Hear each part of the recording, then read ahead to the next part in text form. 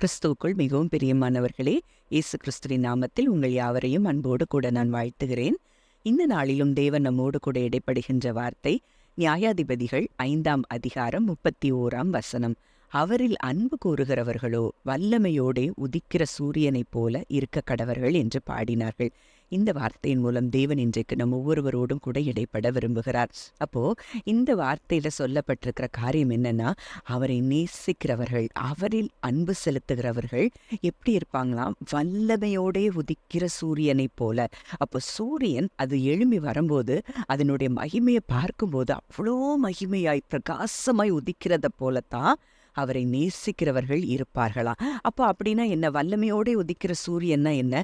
அவருடைய மகிமையை வெளிப்படுத்துகிறவர்களாய், அவருடைய பலனை பெற்றவர்களாய், எல்லாவற்றிலும் ஜெயத்தை பெறுகிறவர்களாய் தான் அவரை நேசிக்கிற பிள்ளைகள் இருப்பாங்க. ஏன்னா அவங்க முழுவதுமாய் தங்களை பார்க்காமல் தங்கள் தேவன் மேலேயே நம்பிக்கை கொண்டிருக்கிறபடியினால, அங்க அவருடைய தயவின் கீழ் அவர்கள் வாழ்கிறபடியினால அவருடைய வெளிச்சத்தை பிரகாசிக்கிறவர்களாய் அப்படிப்பட்ட ஜனங்கள் இருக்கிறார்களாம். அப்ப இன்றைக்கு நம்ம எப்படி ஆண்டவரை நேசிக்கிறோம்? ஒருவேளை இன்றைக்கு அவர் நம்மை நேசிக்கிறது போல நம்மால நேசிக்க முடியாது.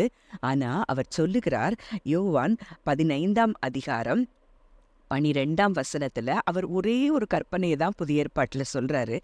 நான் உங்களில் அன்பாய் இருக்கிறது போல நீங்களும் ஒருவரில் ஒருவர் அன்பாய் இருக்க வேண்டும் என்பதே என்னுடைய கற்பனையாய் இருக்கிறது. அப்போ இன்னைக்கு நம்ம பெரிய பெரிய பாவங்கள்லாம் நம்மளால செய்ய மாட்டோம். அவரை நேசிக்கிற பிள்ளைகளால செய்ய முடியாது. ஒருவேளை சின்ன சின்ன கோபங்கள், பொறாமைகள், பெருமைகள், மன்னிக்க முடியாத கசப்பு தன்மைகள், இதெல்லாம் அங்கே நம்ம என்ன செய்ய முடியல? அன்பை வெளிப்படுத்த முடியாதபடி நமக்கு தடை செய்கிற காரியங்களாய் இருக்கிறது. அப்போ இதுல மெயினா அந்த மன்னியாமைங்கிற கசப்பின் வேர் நமக்கு என்ன செய்ய முடியல? தேவனிடத்துல அன்பு செலுத்த முடியாதபடி நமக்கு ஒருவேளை விரோதமா தீங்கு இழைத்திருக்கிற ஜனங்கள், நமக்கு விரோதமாய் பேசுகிற ஜனங்கள் மேல நமக்கு என்ன செய்ய முடியல? மன்னிக்க முடியல. ஆனா ஆண்டவர் சொல்றாரு, நான் உங்களை எப்படி நேசிக்கிறேன். அப்போ இன்றைக்கு நம்ம எத்தனையோ தவறுகளை செய்தாலும் அவர் நம்ம அன்கண்டிஷனலா அவர் நேசித்ததுனால தானே இன்றைக்கு உலகத்திற்கு வந்தார், நம்மை மீட்டெடுத்தார், எல்லா பாவங்கள் சாபங்கள் இருந்து இன்றைக்கு மீட்டெடுத்தார். அப்போ அவரை போல நம்ம என்ன செய்யணும்? நேசிக்கணும். கிறிஸ்து உங்களுக்கு மன்னித்தது போல நீங்களும் ஒருவரை ஒருவர் மன்னியுங்கள். அப்ப ஏன் நமக்கு மன்னிக்க முடியல? கொஞ்சம் தன்னை ஆராய்ந்து பார்த்தோம் அப்படின்னா, ஏன் நமக்கு பிறரை மன்னிக்க முடியல? ஒருவேளை இப்போ நமக்கு எதிராய் அந்த ஜனங்கள் நம்ம விரும்புகிற காரியத்தை அவங்க செய்ய மாட்டாங்க, நம்ம நினைக்கிற மாதிரி அவங்க நடந்து கொள்ள மாட்டாங்க.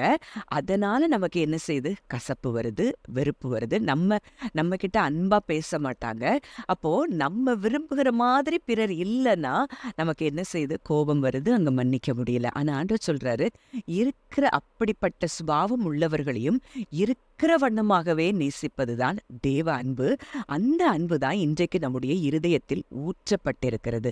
அப்போ அப்படிப்பட்ட அன்பை பெற்றவர்களுக்கு என்னென்ன ஆசீர்வாதங்கள் எல்லாம் நமக்கு இருக்குதுன்னு நம்ம பார்க்க போறோம். அப்போ இன்றைக்கு அன்பு கூறுகிறவர்கள், அவரில் அன்பு கூறுகிறவன் அவரை படைத்தவரிடத்திலும் அன்பு கூற வேண்டுமாம். அப்போ அப்படி இருக்கும்போது, அன்பு செய்யும் போது அங்கே என்ன நடக்கிறது? அவருடைய தீர்மானத்தின் அழைக்கப்பட்டவர்களாய் தேவனிடத்தில் அன்பு கூறுகிறவர்களுக்கு சகலமும் நன்மைக்கு ஏதுவாக நடக்கிறது. அப்போ இன்றைக்கு அவரை நேசிக்கிற பிள்ளைகள், அவருடைய கற்பனைக்கு கீழ்ப்படுகிற பிள்ளைகளுக்கு என்ன நடக்குதா? எல்லாமே நன்மைக்கு ஏதுவாய் நடக்குதா. அடுத்ததான் நீதிமொழிகள் 3:5-6 பார்க்கிறோம். உன் சுய புத்தியின் மேல் சாயாமல் உன் முழு இருதயத்தோடும் கர்த்தரில் நம்பிக்கையாயிருந்து உன் வழிகளிலெல்லாம் அவரை நினைத்துக்கொள், அப்பொழுது அவர் உன் பாதைகளை செவைப்படுத்துவார். அப்போ இன்றைக்கு அப்படி நேசித்து தேவனை, எல்லாரையும் நேசித்து அப்படி வழி நடக்கிற ஒரு தேவ பிள்ளை தன் சுய புத்தியின் மேல தானாக எந்த முடிவுகளையும் தன்னுடைய சுய சித்தத்தின்படி செய்யாமல் தேவனையே சார்ந்து அவரையே நம்பி தன் வாழ்க்கையில ஒப்பு கொடுத்திருக்கிறவர்களுக்கு அவருடைய பாதைகளை அவர் தெரியப்படுவாராம். அந்த பாதைகளை நேரான பாதைகளாக அவர் என்ன செய்வார்? மாற்றுவார். வாழ்க்கையில் எல்லா சூழ்நிலைகளிலும் எந்த இடத்துக்கு போகணும், யார்கிட்ட பேசணும், யார்கிட்ட நம்ம விலகணும், எல்லாவற்றையும் அவர் கற்றுத்தருவார். யாருக்கு?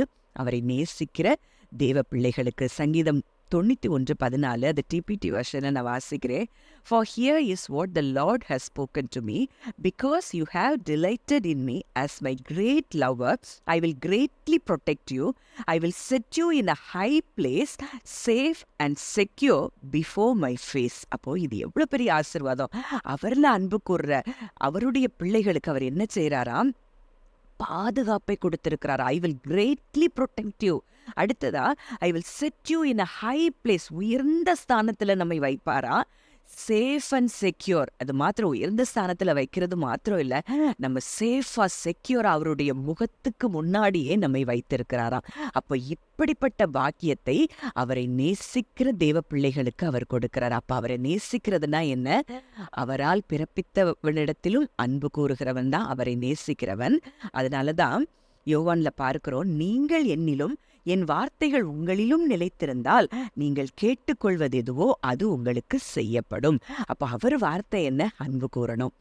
அவர் நம்மை நேசிக்கிற மாதிரி பிறரிடத்துல அன்பு செலுத்தி கோபம், வெறுப்பு, கசப்பு, பொறாமை, மூர்க்கம், இந்த எந்த துர்க்குணங்களும் இல்லாம அவரை போல நம்ம நேசிக்கும் போது, அவருடைய வார்த்தைகள் நமக்குள்ளே நிலைத்திருக்கும் போது நம்ம எல்லா ஜெபங்களுக்கும் பதில் வரும். ஆன்சர்ட் ப்ரேயர்ஸ் தான் நமக்கு உண்டு அப்படிங்கிறத நீங்க அறிந்து கொள்ளணும். அதனால அவர் சொல்றாரு, பிதா என்னில் அன்பாயிருக்கிறது போல நானும் உங்களில் அன்பாயிருக்கிறேன், என்னுடைய அன்பிலே நிலைத்திருங்கள். அப்ப அவர் அன்புல நம்ம நிலைச்சிருந்தாதான் நம்ம மற்றவங்களை நேசிக்க முடியும். அவர் எவ்வளவா என்னை நேசிக்கிறார், அவர் எவ்வளவா என்னை ஒவ்வொரு நிமிடமும் ஒவ்வொரு நொடி பொழுதும் கண்ணின் மணியை போல பாதுகாக்கிறார், என்னுடைய தவறுகளை எல்லாம் மீறி என்னை நேசிக்கிற ஒரு தேவன் எனக்கு இருக்கிறாரேன்னு சொல்லி அவருடைய அன்புல நம்ம நிலைத்திருக்கும் போது நம்ம என்ன செய்வோம்? மிகுந்த கனிகளை நம்ம கொடுப்போம். அதனாலதான் அவர் சொல்றாரு, நான் என் பிதாவின் கற்பனைகளை கை கொண்டு அவருடைய அன்பிலே நிலைத்திருக்கிறது போல நீங்களும் என் கற்பனைகளை கை கொண்டிருந்தால் என்னுடைய அன்பிலே நிலைத்திருப்பீர்கள். அவருடைய பிரதானமான கற்பனை ஒன்றுதான், அன்பு மட்டும்தான். இந்த அன்பின் கற்பனையை நம்ம பின்பற்றுவோம் என்னால் மற்ற எல்லாமே அதற்கு பின்பாக வரக்கூடிய காரியம்தான். அப்படி நம்ம அன்பு செலுத்துவோம்னா நமக்கு யார் மேலேயும் பொறாமை வராது, கோபம் வராது, எரிச்சல் வராது, வைராக்கியம் இருக்காது, பகை இருக்காது. அப்போ அந்த அன்பே எல்லாவற்றிற்கும் வேறாய் இருக்கிறது என்பதை இன்றைக்கு அறிந்து கொள்ளுகிறோம். அப்படி அன்பு செலுத்துகிறவர்கள், அப்படி தேவனுடைய கற்பனைக்கு கீழ்ப்படிந்து தேவனில் அன்பு கூறுகிறவர்கள் வல்லமையோடு உதிக்கிற சூரியனை போல இருக்கிறார்களா? இன்றைக்கு நம்ம இருதயத்தை ஆராய்ந்து பார்ப்போம். நம் தேவனுடைய கற்பனைக்கு நம்ம கீழ்ப்படுகிறோமா? யார் என்ன பேசுறான்னு, என்ன சொன்னான்னா, அவங்க செய்ததை பார்த்து நான் நேசிக்கிறவன் அல்ல, ஏன்னா நான் தேவனுடைய பிள்ளை, அவருடைய சாயலின்படி உருவாக்கப்பட்டிருக்கிறேன் என்று சொல்லி அவரை பிரதிபலிக்கிறவர்களாக நாம் மாறுவோம் என்றால் நிச்சயம் சொல்லப்பட்ட அத்தனை ஆசீர்வாதங்களும் நமக்கு கிடைக்கும் என்பதில் சந்தேகமே இல்லை. ஜெபிக்கலாம். நல்ல தகப்பனே, நன்றியோடு துதிக்கிறோம், ஸ்தோத்திரிக்கிறோம். அப்பா, இந்த நாளிலும் எங்களோடு கூட இடைப்பட்ட வார்த்தையின்படி உம்மில் அன்பு கூறுகிறவர்களுக்கு சொல்லப்பட்ட ஆசீர்வாதங்கள் அனைத்தையும் உம்முடைய பிள்ளைகள் சுதந்திரித்துக் கொள்ளும்படியாக ஆண்டவரே, உம்முடைய கற்பனையை நாங்கள் ஆண்டவரே கீழ்ப்படிந்து நடக்கும்படி, எல்லாரிலும் அன்பாயிருக்கும்படி எங்களுக்கு நீர் பலனை தரும்படியாய் நாங்கள் ஜெபிக்கிறோம். அதனால தான் வசனத்துல பார்க்கிறோம், அப்பா, மேலும் நமக்கு அருளப்பட்ட பரிசுத்த ஆவியினாலே தேவ அன்பு நம்முடைய இருதயத்தில் ஊற்றப்பட்டிருக்கிறபடியால் அந்த நம்பிக்கை நம்மை வெட்கப்படுத்தாது என்று சொல்லி பார்க்கிறோம். அந்த தேவ அன்பு இன்றைக்கு எல்லார் இருதயத்திலும் நீங்க ஊற்றி இருக்கிறீங்கப்பா. அந்த ஸ்பிரிட்ல இருக்கிற அந்த அன்பை நாங்க ஃபிளஷ்ல மேனிஃபெஸ்டேஷன் பண்ண கர்த்தர் எங்களுக்கு கிருபை தாங்க. கர்த்தர் அப்படியே எங்கள் ஜெபத்தை கேட்டு பதில் கொடுக்கிறபடி நான் நன்றி செலுத்துகிறோம். இயேசுவின் மூலம் கேட்கிறோம், ஜீவனுள்ள நல்ல